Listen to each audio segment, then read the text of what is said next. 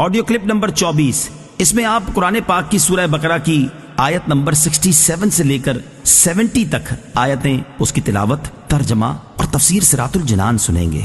بسم اللہ الرحمن الرحیم۔ ترجمہ: اللہ کے نام سے شروع جو نہایت مہربان رحمت والا ہے۔ وَإِذْ قَالَ مُوسَى لِقَوْمِهِ إِنَّ اللَّهَ يَأْمُرُكُمْ أَن تَذْبَحُوا بَقَرَةً قَالُوا أَتَتَّخِذُنَا هُزُوًا قَالَ أَعُوذُ بِاللَّهِ أَنْ أَكُونَ مِنَ الْجَاهِلِينَ قالوا ادع لنا ربك يبين لنا ما هي قال إنه يقول إنها بقرة لا فارض ولا بكر عوان بين ذلك فافعلوا ما تؤمرون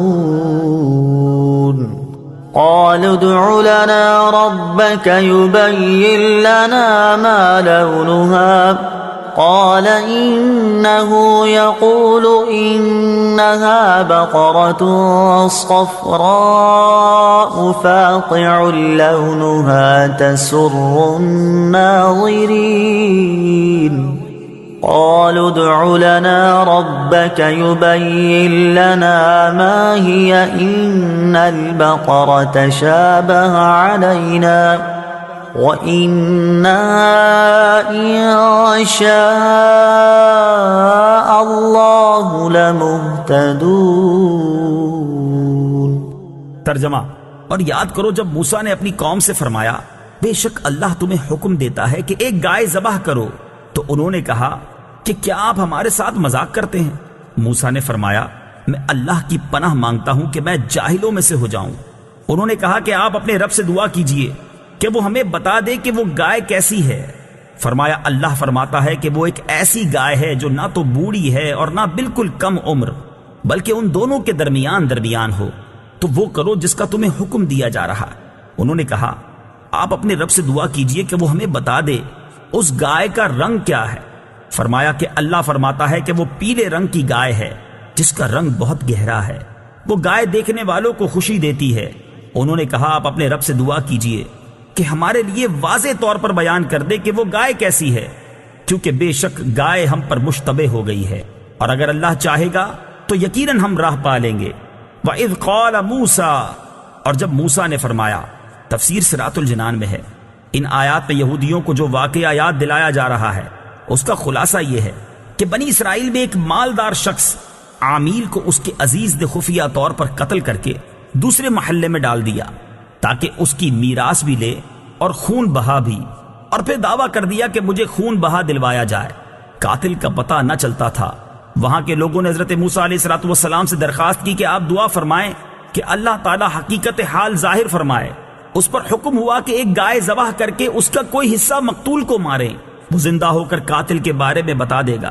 لوگوں نے حیرانی سے کہا کہ آپ علیہ السلام ہم سے مذاق کر رہے ہیں، کیونکہ مقتول کا حال معلوم ہونے اور گائے کے ذبح کرنے میں کوئی مناسبت معلوم نہیں ہوتی۔ اس پر حضرت موسیٰ علیہ السلام نے جواب دیا میں اس بات سے اللہ تعالیٰ کی پناہ مانگتا ہوں کہ میں مذاق کر کے جاہلوں میں سے ہو جاؤں۔ جب بنی اسرائیل نے سمجھ لیا کہ گائے کا ذبح کرنا مذاق نہیں بلکہ باقاعدہ حکم ہے، تو انہوں نے حضرت موسیٰ علیہ السلام سے اس کے اوصاف دریافت کیے، اور بار بار سوال کر کے وہ لوگ قیدیں بڑھاتے گئے، اور بالآخر یہ حکم ہوا کہ ایسی گائے ذبح کرو جو نہ بوڑھی ہو اور نہ بہت کم عمر بلکہ درمیانی عمر کی ہو، بدن پر کوئی داغ نہ ہو، ایک ہی رنگ کی ہو، رنگ آنکھوں کو بھانے والا ہو، اس گائے نے کبھی کھیتی باڑی کی ہو نہ کبھی کھیتی کو پانی دیا ہو۔ آخری سوال میں انہوں نے کہا کہ اب ہم انشاءاللہ عز و جل راہ پا لیں گے۔ بہرحال جب سب کچھ طے ہو گیا تو ان کی تسلی ہو گئی۔ پھر انہوں نے گائے کی تلاش شروع کر دی۔ ان کے اطراف میں ایسی صرف ایک گائے تھی۔ اس کا حال یہ تھا کہ بنی اسرائیل میں ایک صالح شخص تھے، ان کا ایک چھوٹا بچہ تھا، اور ان کے پاس ایک گائے کے بچے کے علاوہ اور کچھ نہ رہا تھا۔ انہوں نے اس کی گردن پر مہر لگا کر اللہ تعالیٰ کے نام پر چھوڑ دیا اور بارگاہ حق میں عرض کی، یا رب عز و جل، میں اس بچیا کو اس فرزند کے لیے تیرے پاس ودیعت رکھتا ہوں تاکہ جب یہ فرزند بڑا ہو تو یہ اس کے کام آئے۔ اس نیک شخص کا تو انتقال ہو گیا، لیکن وہ بچیا جنگل میں اللہ تعالیٰ کی حفاظت میں پرورش پاتی رہی۔ یہ لڑکا جب بڑا ہوا تو صالح و متقی بنا اور ماں کا فرما بردار تھا۔ ایک دن اس کی والدہ نے کہا، اے نور نظر، تیرے باپ نے تیرے لیے فلاں جنگل میں خدا کے نام ایک بچیا چھوڑی تھی، وہ اب جوان ہو گئی ہوگی۔ اللہ تعالیٰ سے دعا کرو کہ وہ تجھے عطا فرمائے اور تو اسے جنگل سے لے آ۔ لڑکا جنگل میں گیا اور اس نے گائے کو جنگل میں دیکھا اور والدہ کی بتائی ہوئی علامتیں اس میں پائیں اور اس کو اللہ تعالیٰ کی قسم دے کر بلایا تو وہ حاضر ہو گئی۔ وہ جوان اس گائے کو والدہ کی خدمت میں لایا۔ والدہ نے بازار میں لے جا کر 3 دینار پر فروخت کرنے کا حکم دیا اور یہ شرط کی کہ سودا ہونے پر پھر اس کی اجازت حاصل کی جائے۔ اس زمانے میں گائے کی قیمت ان اطراف میں 3 دینار ہی تھی۔ جوان جب اس گائے کو بازار میں لایا تو ایک فرشتہ خریدار کی صورت میں آیا اور اس نے گائے کی قیمت 6 دینار لگا دی، مگر یہ شرط رکھی کہ جوان اپنی والدہ سے اجازت نہیں لے گا۔ جوان نے یہ منظور نہ کیا اور والدہ سے تمام قصہ کہا۔ اس کی والدہ نے 6 دینار قیمت منظور کرنے کی تو اجازت دی، مگر بیچنے میں پھر دوبارہ اپنی مرضی دریافت کرنے کی شرط لگا دی۔ جوان پھر بازار میں آیا۔ اس مرتبہ فرشتے نے 12 دینار قیمت لگائی اور کہا کہ والدہ کی اجازت پر موقوف نہ رکھو۔ جوان نے نہ مانا اور والدہ کو اطلاع دی۔ وہ صاحب فراست عورت سمجھ گئی کہ یہ خریدار نہیں کوئی فرشتہ ہے جو آزمائش کے لیے آتا ہے۔ بیٹے سے کہا کہ اب کی مرتبہ اس خریدار سے کہنا کہ آپ ہمیں اس گائے کے فروخت کرنے کا حکم دیتے ہیں یا نہیں۔